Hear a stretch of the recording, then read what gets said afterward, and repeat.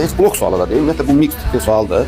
Yəni belə suallar heç abiturientlərə blokda demək olar ki, düşməsi düzgün deyil. Nə də ki, belə deyək, buraxılış vaxtı. Çünki bu sual tipi hədsiz dərəcədə vaxt apar. Yenə ağırdır, yəni buraxılış üçün ağır sualdır. Bu sözün birini verib təhlil etsəydilər, hardasa buraxılışa uyğun olardı. Məncə ədalətsizlik var bu imtahanda. Səhv ediləsi sualdır.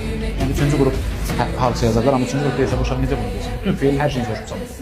Sən verdiyin vaxtla verdiyin sual bir-birindən uyğunlaşmır. Deyə bilərsən o bir rahatdır. O biri rahatdır. Hə, o tapılacaq 30 saniyə. Amma bu tapılacaq 3 dəqiqə.